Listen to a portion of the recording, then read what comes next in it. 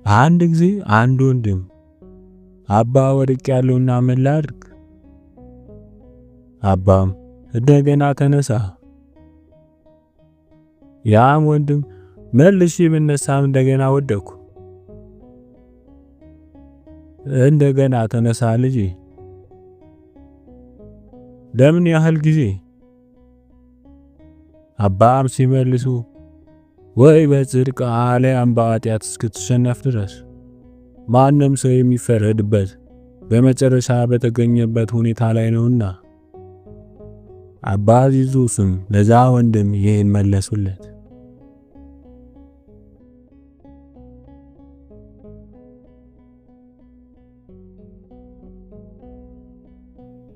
አንድ ወንድም አባ ዚዙስን አባ በቀድሞ ዘመን ሰይጣን አሁን እኛን በሚፈትንበት ሁኔታ ሰዎችን ይፈትናቸው ነበርን?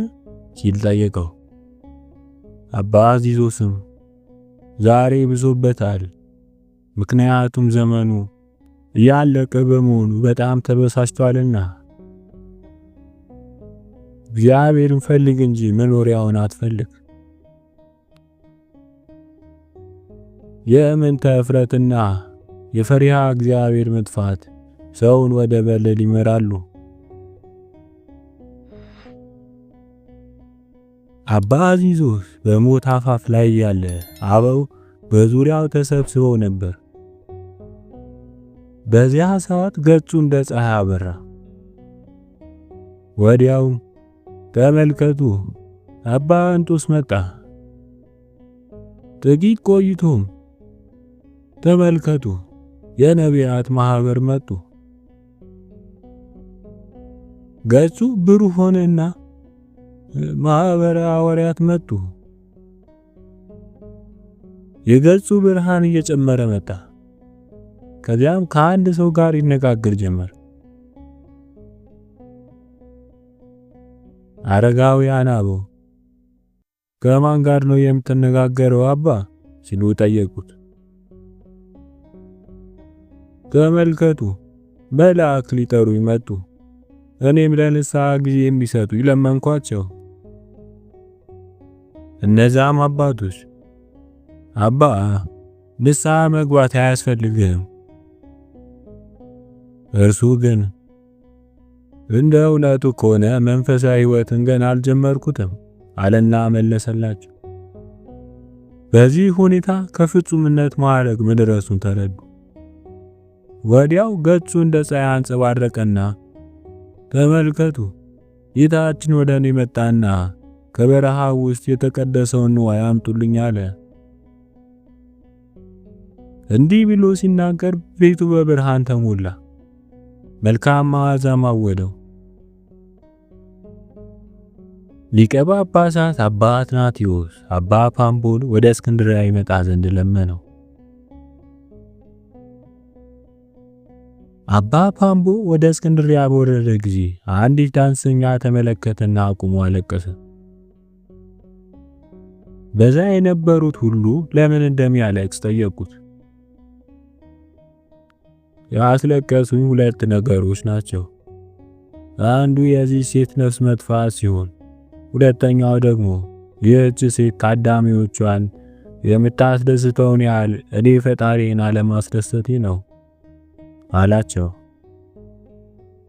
መነኩሴ መልበስ ያለበት ልብስ ከባቱ አውጥቶ ሲወረውረው እስከ 3 ቀን ድረስ ማንም ወዶት ሊሰርቀው የማይችለውን ልብስ ነው።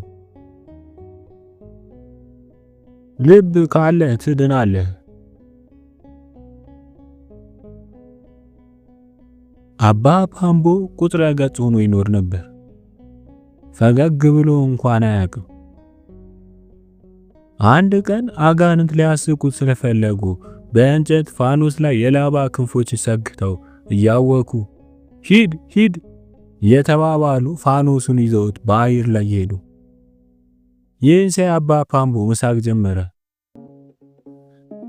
ይህን ጊዜ አጋንንት ደስ ብሏቸው ፓምቦን አሳቅ ነው ብለው ጮሁ። እኔ ሳቁት በተግባራችሁ አይደለም። ይህ ሁሉ አጋንንት ተሰብስቦ አንድ ፋኖስ መሸከሙ ምን ያህል ደካሞች እንደሆናችሁ ስላረጋገጠልኝ ነው አላቸው።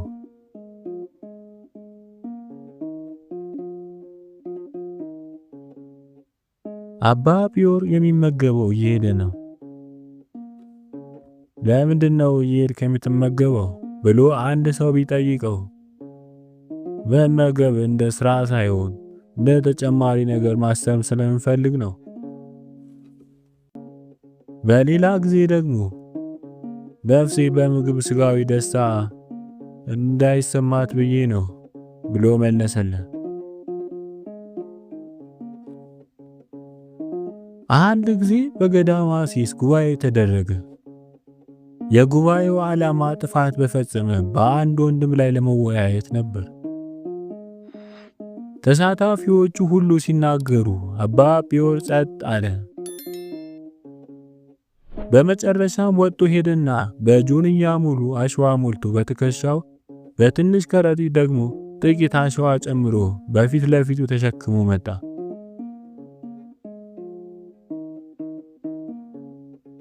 አባቶችም ይህ ምን ማለት ነው ብለው ጠየቁት። እርሱም ይህ ከኋላዬ የሞላው አሸዋ የኔ ኃጢአት ነው፣ ብዙ ቢሆንም ከኋላዬ ሸሽጌዋለሁ፣ ስለዚህ አልጨነቅም። ይህ ጥቂት አሸዋ ደግሞ የወንድሜ በደል ነው። ያም በፊት ለፊቴ የማየው በመሆኔ በእርሱ ላይ በመፍረድ ጊዜን አጠፋለሁ። ይህ ግን ትክክል አይደለም። የኔን ኃጢአት ከፊት ለፊት ማድረግ፣ ስለዚህ መጨነቅ ይገባል። እግዚአብሔር ይቅር እንዲለኝም መለመን ይገባኛል። በዚህ ጊዜ የተሰበሰቡት አበው ተነስተው በእውነቱ የድነት መንገድ ይህ ነው አሉ።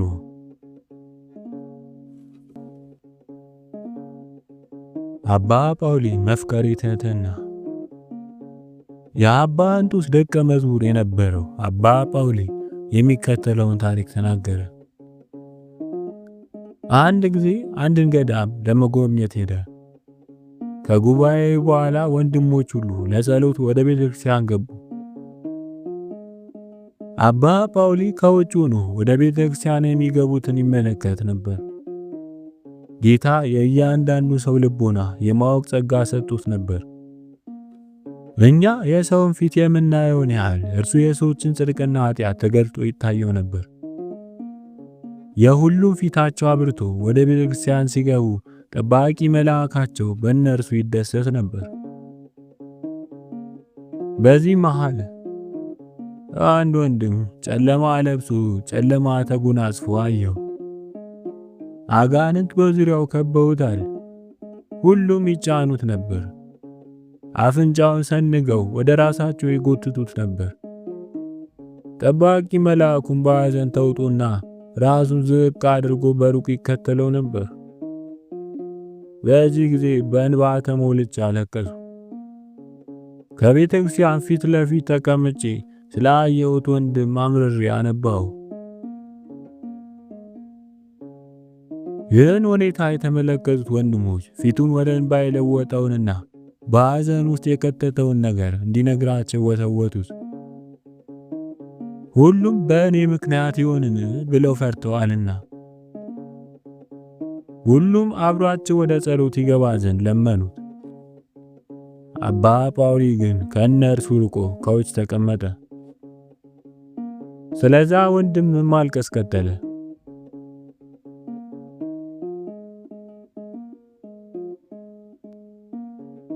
ጸሎቱ እንዳለቀ የገቡት ሁሉ ሲወጡ በምን ሁኔታ እንደተመለሱ አባ ጳውሊ ሁሉንም መመርመር ጀመረ።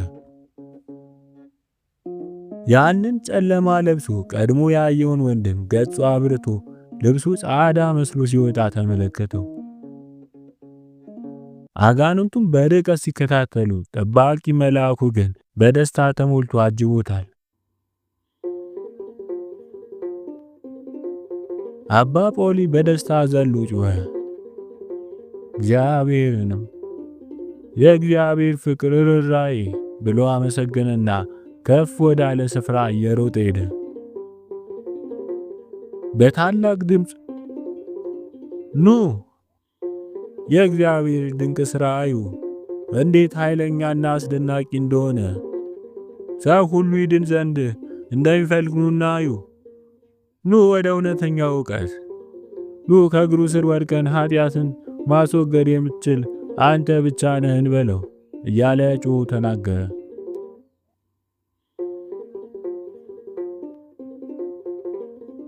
በዚህ ጊዜ ሁሉም በጥድፊያ እየሮጡ የሚለውን ለመስማት ወደ እርሱ ቀረቡ።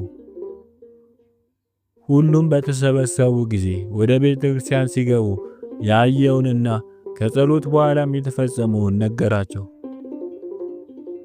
ያንን ወንድም ጠርቶ እግዚአብሔር እንዲህ ያለውን ለውጥ በእርሱ ላይ ያመጣበትን ምክንያት እንዲነግራቸው ጠየቀው። ያም ወንድም የሆነውን ነገር በሁሉ ፊት መግለጽ ጀመረ። እኔ ኃጢአተኛ ሰው ነኝ። ለብዙ ጊዜ በዝሙት ውስጥ ኖር ነበር።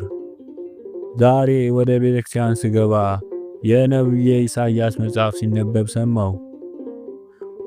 ታጠቡ፣ ሰውነታችሁንም አንጹ፣ የሥራችሁን ክፋት ከዓይኔ ፊት አስወግዱ። ክፉ ማድረግን ተዉ፣ መልካም መስራትን ተማሩ። ፍርድን ፈልጉ፣ የተገፋውን አድኑ። ለድሃ አደጉ ፍረዱለት፣ ስለ መበለቲቱም ተሟገቱ። ኑና እንዋቀስ ይላል እግዚአብሔር። ኃጢአታችሁ እንዳለላ ብትጠቁር እንደ አመዳይ ትነጻለች፣ እንደ ደም ብትቀላ እንደ ባዘቶ ትጠራለች። እሺ ብትሉ ብትታዘዙም የምድርን በረከት ትበላላችሁ። ኢሳይያስ ምዕራፍ 1 ቁጥር 16-19። በዚህ ጊዜ እኔ ዘማዊው በዚህ ቃል የተነሳ ተጸጸትኩ። በልቤ ማሰምቼ ጌታ ሆይ ወደ ምድር የመጣው ኃጥአንን ለማዳን ነው። በነቢይ ቃል ያወጅከውን በእኔ ፈጽመው፣ እኔ በደለኛና ዋጋ አልባ ነኝና ብዬ ተናገሩ።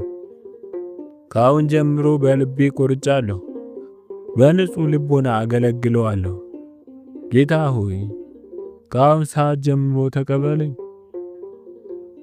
ንስሐ ገብቼ በእግር ስር ወድቄያለሁና ለወደፊቱ ከክፋት ሁሉ ለመራቅ እሻለሁና። ይህንን ብዬ ከቤተ ክርስቲያን ወጣሁ። በዚህ ጊዜ ሁሉም አንድ ሆነው አቤቱ ሥራህ እጅግ ብዙ ነው፣ ሁሉም በጥበብ አደረግ እያሉ እግዚአብሔርን አመሰገኑት። ስለዚህም ከቅዱሳት መጽሐፍ እና ከመገለጦች የምንማር ክርስቲያኖች እንደመሆናችን በእርሱ ለሚመኩና ኃጢአታቸውን በንስሐ ለሚያጡ እግዚአብሔር ያለውን ደግነት ወቁ። ስለዚህ ለመዳን ተስፋ እንቁረጥ። በእውነት በነቢዩ ኢሳይያስ እንደታወጀው እግዚአብሔር በኃጢአት ያደፉትን ያነጻቸዋል፣ እንደ ባዘቱና እንደ በረዶም ነጭ ያደርጋቸዋል። የሰማያዊቱን የኢየሩሳሌም ጌቶች ይሸልማቸዋል። በነቢዩ በሕዝቅኤል የሟቹን ሞት አልፈቅድምና ይላል እግዚአብሔር፣ ተመልሳችሁ በሕይወት ኑሩ። ሕዝቅኤል ምዕራፍ 18 ቁጥር 32።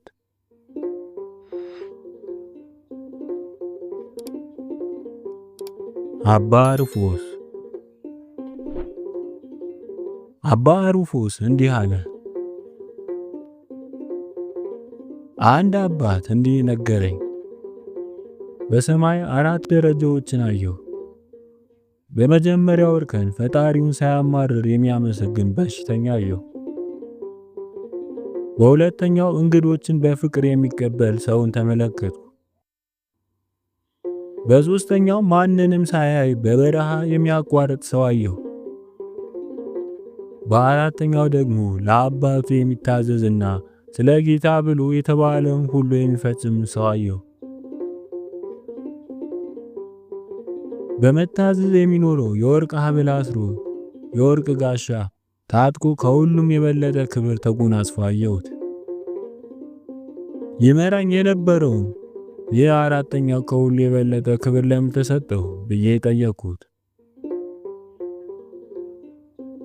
እርሱም እንግዳ የሚቀበል ሰው በራሱ ፍቃድ የሚሰራ ነው። ታዛዡ ግን የራሱ ፍላጎት ሁሉ ትቶ በእግዚአብሔርና በመንፈሳዊ አባቱ ታምኖ ይኖራል አለኝ። ይህን የመሰለ የላቀ ክብር ያገኘውን በዚህ የተነሳ ነው ሲል መለሰልኝ። ልጄ ሆይ ተመልከት፣ ለክርስቶስ ሲባል የሚፈጸም ከሆነ መታዘዝ እንዴት ታላቅ ነገር መሰለ። እናንተ የዚህን በጎ ምግባር ገጽታዎች በመጠኑ ተገንዝባችኋል። መታዘዝ ሆይ የታማኞች መዳኛ፣ መታዘዝ ሆይ የበጎ ምግባሮች ሁሉ እናት፣ መታዘዝ ሆይ የመንግሥተ ሰማያት መገለጫ፣ መታዘዝ ሆይ የመንግሥተ ሰማያት መክፈቻና የሰው ልጅ ከምድር ወደዚያ እንዲያድርግ የምታስዩ፣ መታዘዝ ሆይ የቅዱሳን ሁሉ ምግብ፣ ለሚጠቡሽ ወተታቸው ቅዱሳን ባንቺ ፍጹማን ሆኑ። መታዘዝ ሆይ የመላእክት ወዳጅ።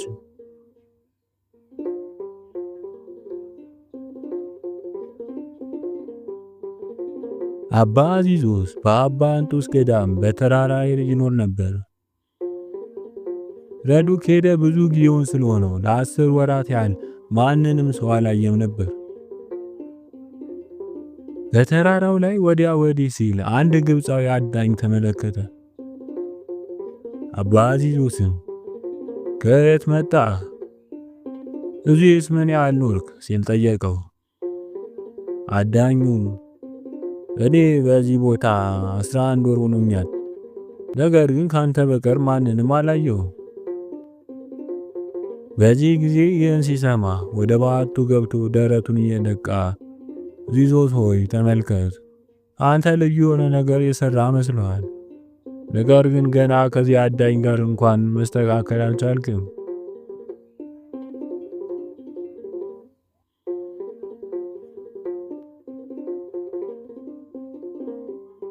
ጲስጦስ 7 ባህታውያን ሆነ አባ አዚዞስን ለመጎብኘት ሄድን።